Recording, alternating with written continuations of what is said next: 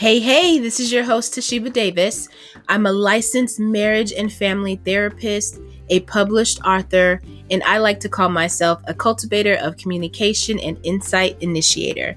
Welcome to the From Stress to Rest podcast, where we will talk about various stressors in life that at some point we all have experienced, such as anxiety, fear, business failure, relationship challenges. But ultimately, we will identify what peace is in the midst of those experiences and how to maintain peace with practical steps, with encouragement and insightfulness on living this thing called life. Welcome to From Stress to Rest.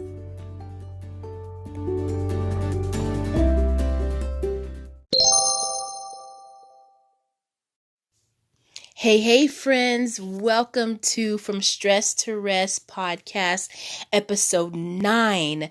New month, new topic, and the topic for this month is edge. Yes, edge. And by now, I hope you know that, or some of you may know, that I like to identify the definition of the word that we are discussing for the month. And so edge, and I am looking at Webster's Desk Dictionary. And in this particular dictionary, it defines edge as the following: the line at which something ends, a brink or verge. To move gradually or cautiously. Tense, nervous, impatient. That's actually some pretty good definitions of edge. The line at which something ends, or you're at a brink or verge of something. Moving gradually in particular place or order or direction. And sometimes the feeling may be tense, nervous, or impatient.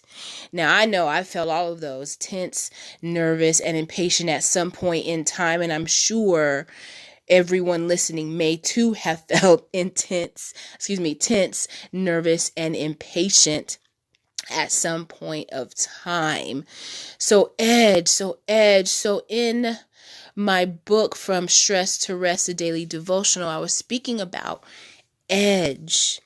And at that particular point when I was writing, for me, the edge was, I feel, probably the edge of breaking down, or the edge of frustration, because of, at the time, just the overwhelming stress I was feeling with finishing up my license, family, work, overwhelmed. And I was like, I'm at the edge of probably quitting. I probably felt that I wanted to throw up my hands, put up the deuces, as we say, because of how overwhelming I was feeling with everything. So again, I was on the edge, I feel, probably of quitting or giving up.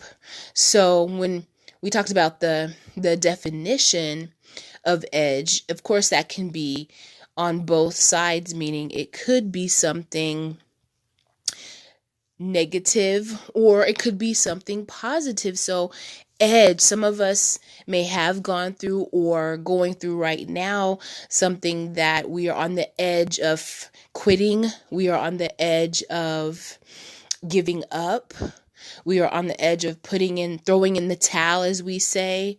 So on the edge because of the frustration, the discouragement, the overwhelming feelings that we may be experiencing. So edge. And then two, on the side of it, edge could be a great thing. As it said, you may be on the brink or verge of something. So that could be a wonderful thing. You're on the edge of, whether it be getting that promotion, you're on the edge of finishing school, the edge of finishing that internship, the edge of maybe starting a new long-term relationship, getting married, whatever the case may be, on the brink of those exciting things, on the brink of whatever that exciting thing may be for you. So again, edge can be used in those two ways, but we have to remember, even on the positive side, or brink. When we say edge, the brink of those wonderful experiences, the brink, I'm on the brink of, I know I'm getting this promotion, or I'm on the brink of hitting the financial mark I want to be, or on the brink of my business going to hitting the goal I want it to be, or the brink of the house that I want to buy going through on escrow. So whatever those may be, everyone is going to have a different one at different times, but we do have to remember some things too, even on that edge, those positive things, how we still have to be careful. So both edges, we've got to be mindful. So I'll explain. When we talk about being on the edge of the brink of those exciting things, it is still very important that we make sure we're using wisdom in the brink of those exciting things, the brink of moving into the new house, whatever the case may be, the brink of getting that job promotion, the brink of being recognized for all our work, the edge of those exciting things, whatever that may be. And what I mean by wisdom is not allowing even those brink on the edge of exciting things for us to move our eyes and heart from the Lord. Some of you have probably heard God is a jealous God. Okay, God giveth and he taketh away. And so, yes, God could be the blessings of the blesser, I should say, of the brink of those things. But even if he is, or if it's just, things that have accumulated into you reaching those brinking and positive points, remembering that we have to balance those good and positive things, because we don't want to lose them because we've lost focus or lost sight of the giver of those great things that we may be on the brink of. So please make sure we use wisdom, remind ourselves who is the giver of this wonderful brink that some of us may be on, to the next chapter, to the next goal that we have hoped to reach and prayed for. So making sure we're having those things in the right place. God had said something to me a while ago about something that I've been praying for and waiting for. He said, I'm not withholding. He said, I'm not withholding. I'm preparing, because if I give it to you too soon, you'll lose it. And I don't know specifically what that it may be. I have, of course, ideas. There's things I've been praying about. But when he said, if I give it to you too soon. And so reminding us that whatever the blessing may be that we're on the brink of, that we don't want to lose it. So one way to do that is making sure we're staying focused on the giver of those things. Going back to the other side of edge. The other side of edge is on the edge or the brink of giving up, on the edge or the brink of throwing in the towel, on the edge or the brink of quitting, whatever that may be for you. Okay, I hear you, Toshiba. Yeah, I'm on the edge, but how do I get off the edge? Okay, I hear you. Sometimes getting off the edge is just as challenging as being there. But just a few things, obviously. Number one is letting go of control. Sometimes we choose to focus on things that we have no control over. And sometimes this is not a fun thing to experience, but accepting the things we have no control over. I didn't say liking the things or agreeing with the things. I said accepting the things that we have no control over. If we know we've been doing our part, putting in the work, being intentional, being disciplined, all of the above, and the outcome doesn't come the way that we hoped or anticipated, yes, we're human. We're going to be disappointed. Yes, we're going to be discouraged. But going back to, did I put in the necessary work in every area? Okay, if the answer is yes, then this is something that I have to discuss with God. And okay, Lord, what are you trying to teach me? Or what is this particular season about? so that I can learn from it. And in the next season, I can know how to maneuver it. So letting go of control. The second thing is making sure we're staying hopeful. Again, when life is life and we get discouraged, frustrated, disappointed, despondent, depressed, all of the D words that we get when things don't necessarily go the way that we hoped or planned or even worked for. Staying hopeful. How do you stay hopeful? I said the word focus earlier. How do we stay hopeful is choosing to focus on obviously God, on his word, focus on obviously the things that we have control over, and focus on what we do have, what we are currently able to do. In the beginning of my daily devotional From Stress to Rest, and how it started as far as just me writing on a daily basis, God had said something to me a while back. He said, you know that saying, what did he say? He said that saying about enjoying the journey. Okay, I think we've all heard, enjoy the journey on the way to the destination, stop and smell the roses, those type of cliches. But what God said to me, he said, instead of focusing on, he said, stop waiting for the things of tomorrow, but find joy and peace of the things of today. I was like, whoa, Lord. He said, find joy and peace in the things of today. And so what I started doing was daily, I call it a focus journal.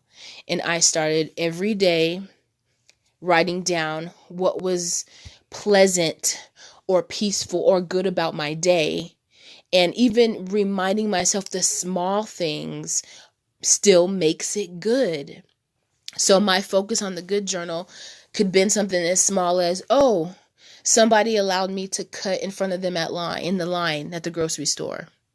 Somebody in traffic allowed me to go in front of them at the grocery store. Oh, somebody I didn't even know gave me a compliment. Oh, I went to the park today and it was a beautiful day at the park. I had a good conversation with a great friend today. So at the end of the day, I would intentionally identify, even if it's what we think may be small, even those quote unquote small things, recognizing this was still a moment of peace. This was still a moment of joy. This was still a moment of I was in good company. I felt at peace, or I felt at rest, or I smiled, whatever that may have been. I started doing that, focus on the good journal. And I do recommend that for my friends here, my listeners. Focus on the good on a daily basis, and that will begin to train our minds into looking for those things more readily, especially when life is not going the way we had originally hoped, okay? Or we're in a season too long.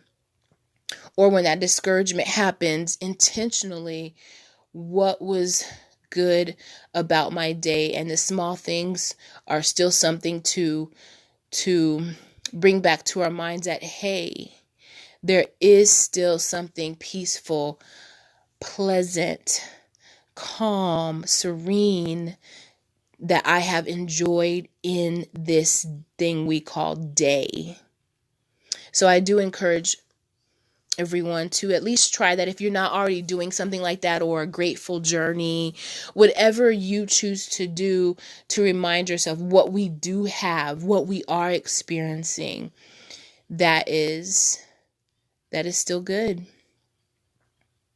Also, too, I wrote something, choosing to choose life. Well, I wrote down, there's a scripture in the Bible where God says, you can choose life or death. And I feel that we can choose, going back to focus, what we choose to focus on. We can choose what we choose to focus on.